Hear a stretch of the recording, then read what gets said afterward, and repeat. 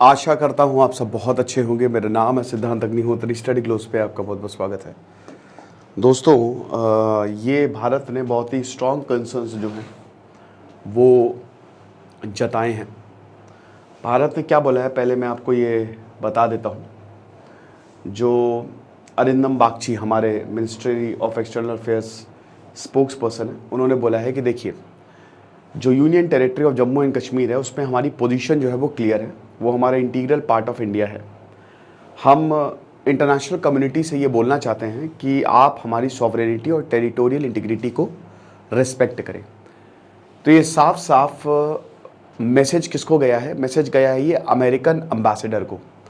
पाकिस्तान में जो American ambassador है मिस्टर ब्लूम, डोनाल्ड ब्लूम, जो अभी हाल ही में पिछले साल गए थे पीओके, 6 दिन विजिट पीओके गए, ग्वादर गए। साइलेंट डिप्लोमेसी का पार्ट हो सकता है ये। साइलेंट डिप्लोमेसी क्या होती है? चुपचाप संबंध बनाना।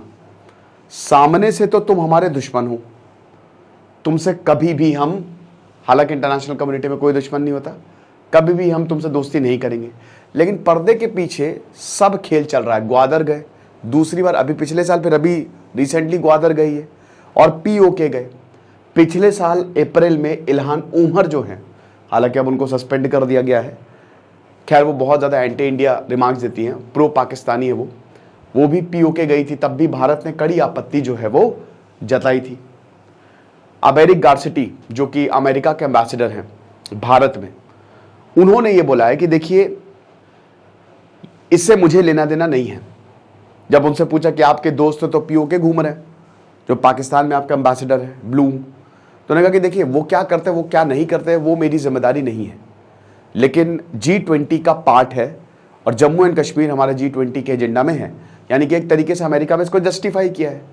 ठीक है, तो ये हिसाब किताब रहा है, लेकिन भारत ने सुना दिया है यहाँ पे अमेरिका को, ये देखो ऐसा है, हम सबसे ये बोलना चाहते हैं कि जो हमारी टेरिटोरियल इंटीग्रिटी है उसको आप कृपा करके जो है वो रिस्पेक्ट करें, वरना सही नहीं होगा।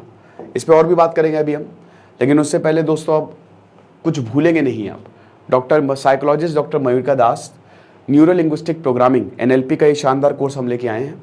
450 रुपये का सिर्फ ये कोर्स है। आपके दिमाग की रिवायरिंग करेंगे। कभी भी आप कुछ भी, मतलब समझिए कि मेमोरी, आमतौर पे जो चीज़ हम पढ़ते हैं वो हम भूल जाते हैं, लेकिन अब ऐसा नहीं होगा। कुछ भी आप नहीं भूलेंगे। सुपर कंसंट्रेशन पढ़ाई पे लगा पाएंगे। एग्जाम फोबिया खत्म होगा। 26 अक्टूबर से क्लास शुरू होगी। 9 अक्टूबर से प्री बुकिंग हम क्लोज करेंगे, तो आपके पास लिमिटेड टाइम है, कोर्स को अवेल करें। तो पाकिस्तान ऑक्यूपाइड कश्मीर की अगर हम बात करते हैं, तो पीओके में जो पीओके है वो भारत के लिए एक बहुत ही सेंसिटिव इशू हमेशा से रहेगा। क्यों? क्योंकि पूरा कश्मीर ही हमारा है।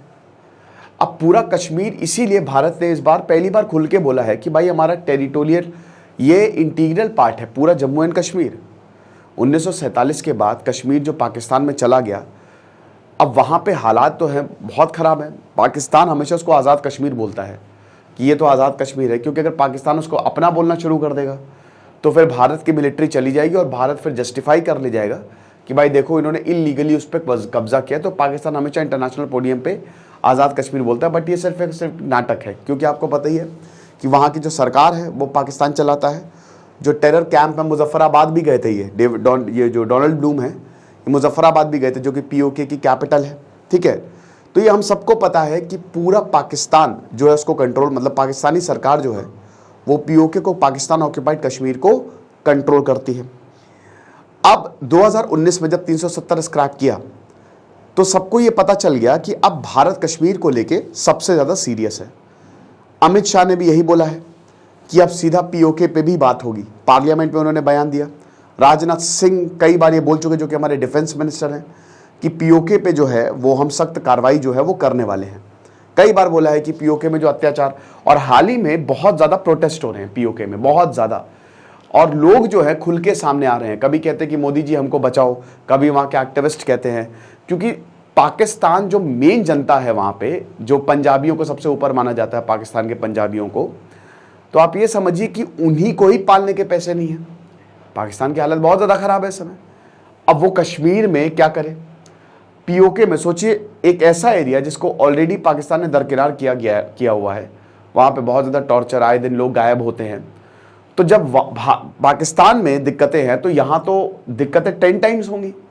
तो यही दिक्कतें 10 टाइम्स आ रही है सामने, इसीलिए लोग खुल के प्रोटेस्ट भी कर रहे हैं और ये भारत के पास बहुत अच्छा मौका भी है।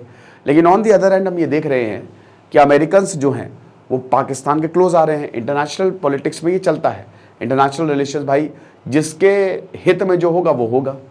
चाइना जो है वो अभी वेट एंड वॉच की स्थिति में है। चाइना भी कुछ नहीं, सीपेक जो है, बहुत सारे प्रोजेक्ट सीपेक के चाइना ने कैंसिल किए पाकिस्तान के साथ कि हम नहीं करने वाले हैं, क्योंकि तुम्हारा ऑलरेडी जो है जो प्रोजेक्ट्स है वो काफ़ी ज़्यादा तुमने लेट किया हुआ है। तुमने हमें पहले भी पैसे बकाया, जो पावर प्लांट, जो नए पावर प्लांट्स लगे हैं उसके तुमने हमको पैसे नहीं दिए। Pakistan wait and watch, China wait and watch. क्यों? अभी केयर टेकर प्रधानमंत्री हैं अनवरुल हक, और अभी कुछ ही महीने बाद इलेक्शन हो जाएंगे पाकिस्तान में। तो एक बार चाइना चाहता है कि देखिए कौन सी सरकार आती है, उसी के बाद हम अपने पत्ते जो हैं वो खोलेंगे। अमेरिका जो है, अमेरिका लगा हुआ है। लेकिन अब बात यह है कि देखिए अभी हाल ही में अमेरिका ने पाकिस्तान की मदद तो की है, चाहे वो पैसे के मामले में हो, पैसे देने के मामले में हो, चाहे वो IMF के मामले में हो, पाकिस्तान की अमेरिका ने मदद की है और भारत इस पर आपत्ति जताता रहता है, समझ रहे हैं। और अभी तो कनाडा, खैर आपको पता ही है कि अभी तो भारत ने ओपनली ये बोला है कि भाई अब तो Canada safe haven for terrorist बन गया है। अभी तो पाकिस्तान के ऊपर इल्ज़ाम लगा रहे थे, लेकिन अब तो कनाडा में हो रहा है, ठीक है, कि वहाँ पे खुलेआम जो है, सरेआम जो है वो, जो आतंकियों को वहाँ पे शरण जो है वो दी जा रही है।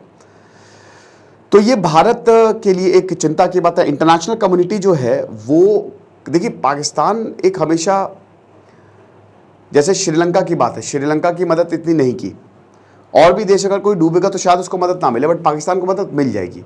पहला, वो एक न्यूक्लियर स्टेट है, तो एक तो लोगों को डर है। दूसरा, कुछ भी हो 9/11 के बाद यूरोपियंस को डर है। देखिए 9/11 तक भारत बोल बोल के मर गया कि आतंकवाद पे ध्यान दो अमेरिका, लेकिन अमेरिका ने बोला हम तो 7 समंदर पार हैं, हम सुरक्षित हैं। फिर जब पूरा का पूरा प्लेन लेके ट्विन टावर में घुस गया ओसामा बिन लादेन, तब फिर अमेरिका को पता चला कि भाई कोई भी सुरक्षित नहीं है। तब वॉर ऑन टेरर, या तो तुम हमारे साथ हो या हमारे खिलाफ हो, मतलब या तो अमेरिका के साथ जाओ या कहीं और जाओ। 2001 में जो वॉर ऑन टेरर छेड़ा, तब जाके पाकिस्तान बिल्कुल अलग थलग पड़ा और अमेरिका ने आतंकवाद को माना, ठीक है। तो ये एक बड़ी बात है। अब आतंकवाद जो है बहुत बड़ा, उसमें जो रोल प्ले किया वो पीओके ने किया है, क्योंकि वहीं से ट्रेनिंग होती है आतंकवादियों की। और भारत और LOC शेयर, तो जाओ भाई, जाके जितना हो सके अनस्टेबिलिटी फैलाओ। लेकिन अभी अगर आप देखो, अगर इंटरनेशनल कम्युनिटी की बात करें तो डर है अभी भी यूरोपियंस को, या कि कहीं ऐसा ना हो कि, क्योंकि पाकिस्तान तो भाई ये जो आतंकवाद है उसको एज अ बार्गेन यूज़ करता है कि ज़्यादा बोलोगे तो हम छोड़ देंगे पूरी दुनिया पे और फिर तुम झेलते रहना। अरब मुल्क की बात करें, इस्लामिक देशों की बात करें, ज़्यादातर जगह आपको पता ही है कि वहाँ डिक्टेटरशिप है या फिर अथॉरिटेरियन रिजीम है या कोई फैमिली रूल करती है, डेमोक्रेसी तो है नहीं। तो आर्मी की अगर बात करें तो इस्लामिक देशों में आर्मी जो सबसे ज़्यादा ताकतवर है वो पाकिस्तान की है। तो इसलिए सऊदी अरब, UAE पाकिस्तान को कभी डूबने नहीं देंगे, क्योंकि जब मुसीबत पड़ेगी तो ये साथ में आएंगे। तो आप अक्सर सोचते होंगे कि अनैतिक के साथ कोई कैसे खड़ा हो सकता है, बट यही सारे रीजंस हैं, है ना। और खैर इंटरेस्ट भी बहुत ज़्यादा है, जैसे रशिया हमेशा चाहता है कि पाकिस्तान या फिर अफगानिस्तान एक बफर स्टेट बन जाए, क्योंकि रशिया एक लैंडलॉक्ड है। और मैंने कई बार बताया कि जब अगर आपको सुपर पावर बनना है तो समुद्र का एक्सेस बहुत ज़्यादा ज़रूरी है। रशिया के पास है नहीं, अमेरिका इसीलिए सुपर पावर है क्योंकि लोकेशन उसकी बहुत ज़बरदस्त है, ज्योग्राफी बहुत बड़ा रोल प्ले करती है। तो यही चीज़ है। तो फिलहाल तो भारत ने यही स्टेटमेंट दिया है कि सॉवरेनिटी को रिस्पेक्ट करिए आप, और आगे जो भी होगा हम आपको बताएंगे। लेकिन अब शायद ये जो शुरुआत हुई है अमेरिका और पाकिस्तान स्पेशली पीओके को लेकर, क्योंकि वो डिस्प्यूटेड टेरिटरी, और डिस्प्यूटेड टेरिटरी में हम ये तो उम्मीद नहीं करें कि अमेरिका जाए, क्योंकि वो तो हमारा अच्छा दोस्त है। खैर क्या ही दोस्त बोले, किसी को तो दोस्त हम बोल नहीं सकते। तो इसीलिए भारत ने कंसर्न जो है वो जाहिर किया है। बाकी आप हमारे कोर्स को ज़रूर अवेल करें।